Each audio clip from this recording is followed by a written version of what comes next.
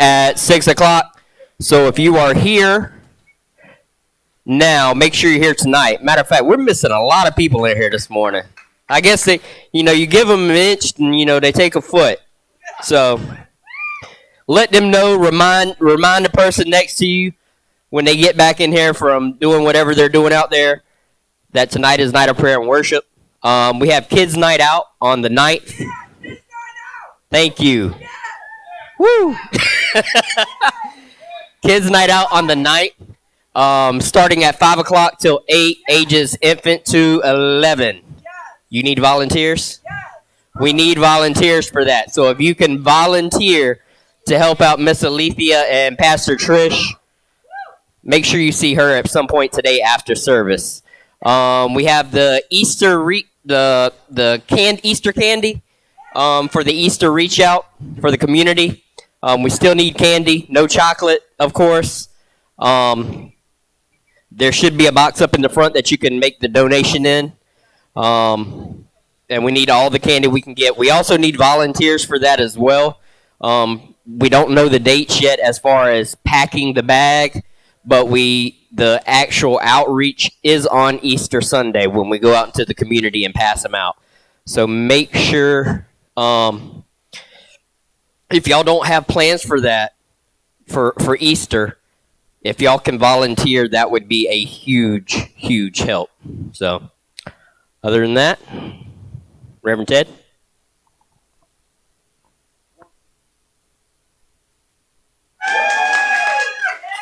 Am I on? There it is. Okay. Hot mic. Hot mic. Well, everybody's still rolling in. How's everybody doing this morning? We still doing good?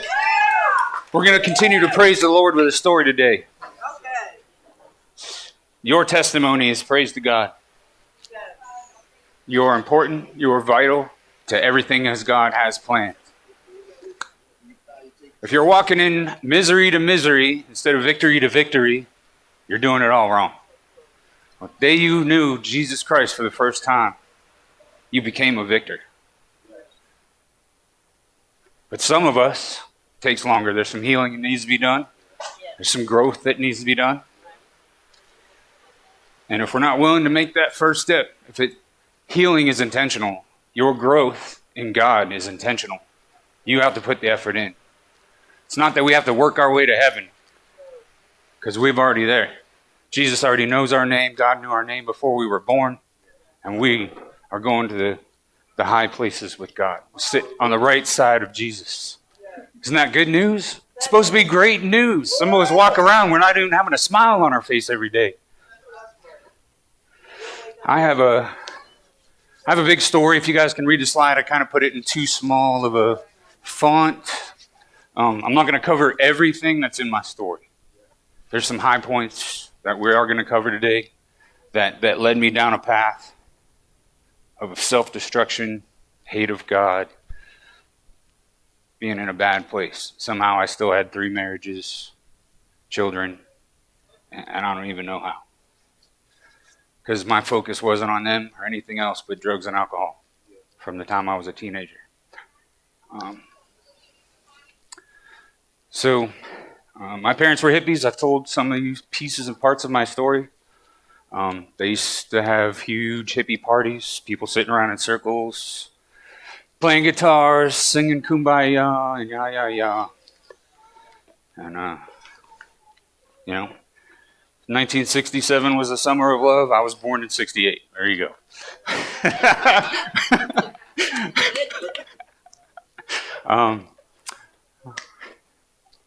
We have, within that time, I was born in Hawaii.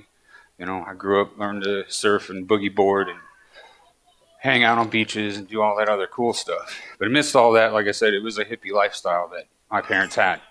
So I already knew the sex and the drugs and all of that.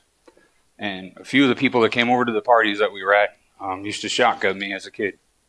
I have distinct memories of people blowing marijuana smoke into me and telling me to breathe in. And they did it to get me away from the party, go chill out, go do something else. But it happened.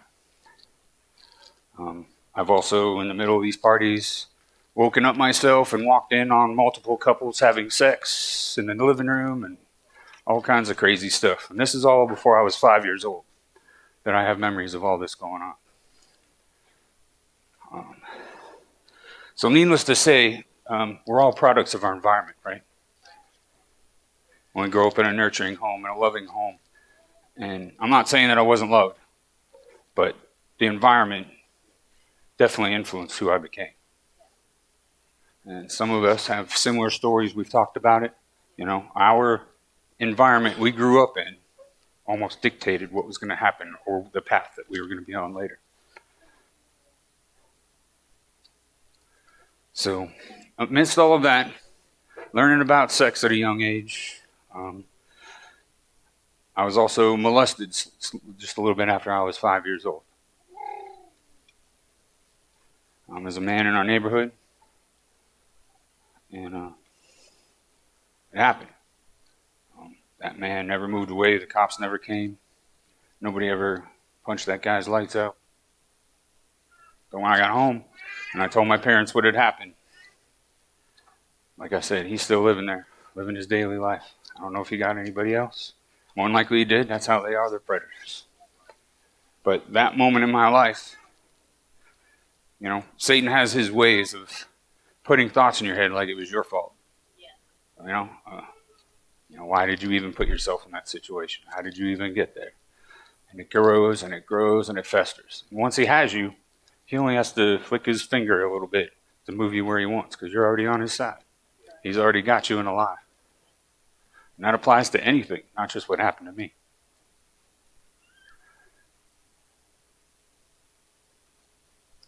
But from there, from learning about sex early on, getting molested, I was about 8 years old.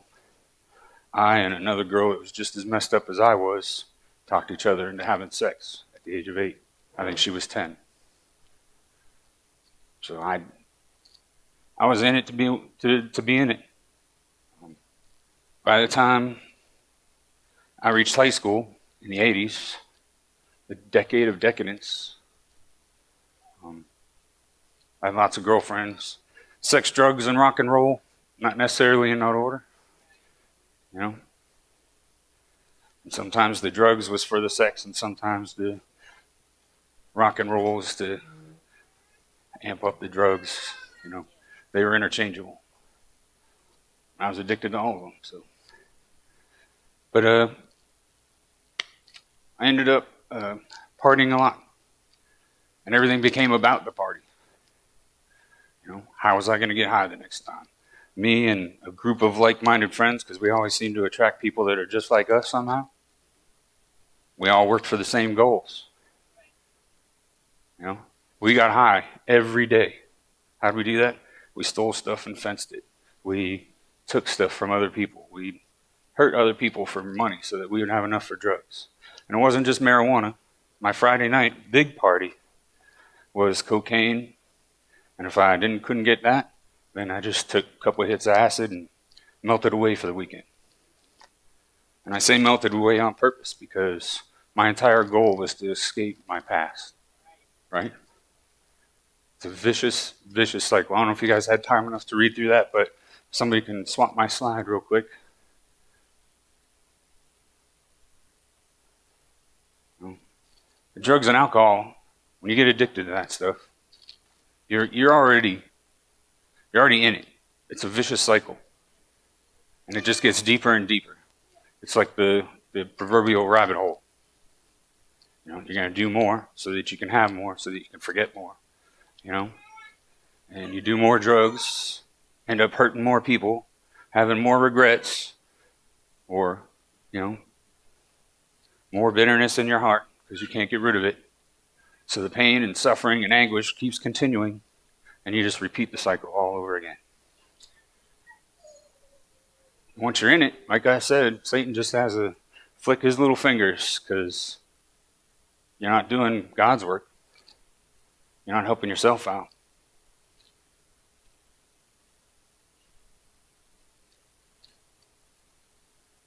Now, there's a lot of regrets in my... Just as a teenager, I had... my police record was like half as high as my coffee cup.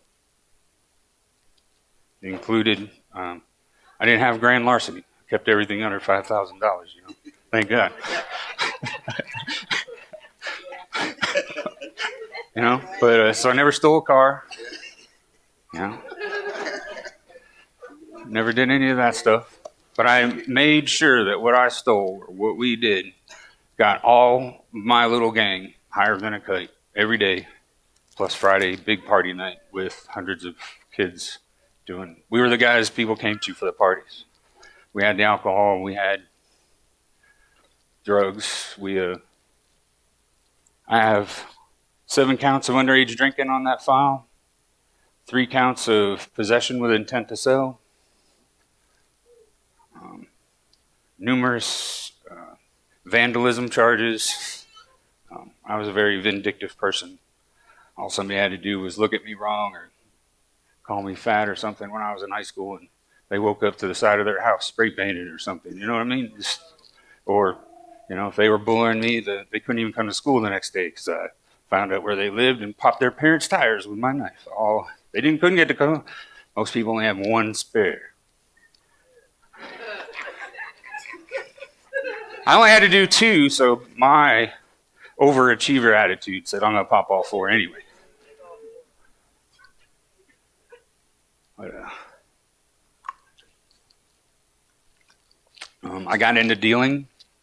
Back in the 80s, they came out with the kind of deluxe versions. I mean, they had gas-powered barbecues and stuff like that from the 60s and all of that. But, you know, the deluxe ones for your patio, the rich people's version, was fairly expensive back then, you know, like $800 to $1,000, which is a lot of money in the 80s.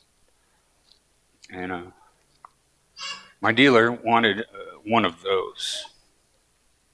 He said he'd give me an entire pound of reefer if I just brought him. So we searched neighborhoods and parking areas and all of that stuff. Finally found one in a backyard. Took me and 3 other guys to carry it through the woods, 5 miles across streets, zigzagging and stuff back to my friend's shed. And I have a story for that in a little bit about my friend's shed. But by the time we got it to my friend's shed, we borrowed his dad's truck, took it to my dealer, and he gave me a garbage bag full of reefer. Deal's a deal. From then on, I was pretty much had the money. You know, you always make enough money to buy another one, and you have plenty enough to use for yourself.